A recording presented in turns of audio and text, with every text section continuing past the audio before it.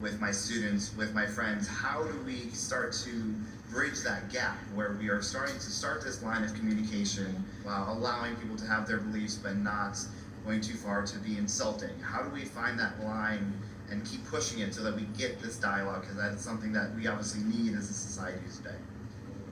Probably the most important way you teach open-mindedness, love of truth, willingness to engage, attitude of civility is by exemplifying this, by practicing those. If we practice what we preach, a lot will emulate the example that they see from their teachers, pastors, parents, elders, but especially from teachers. Here again is one of the things where Cornell is so exemplary.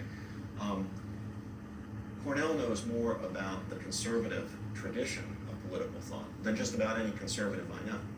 That's the attitude. I mean, I try to practice this myself. As you can imagine, if you know anything about my views, I'm not too fond of Nietzsche's views. I read them all the time.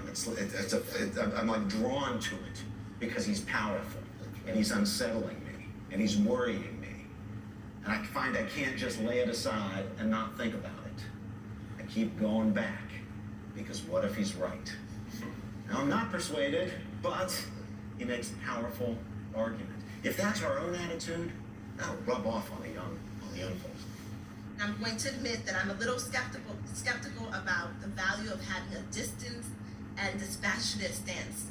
I don't even know if it's actually possible to get there, and that's something that you, Professor George, argue that it's a good thing to get there. So since you think that that's a valuable place to be, how do you know when you have reached that point of a healthy distance versus the illusion of having a distance?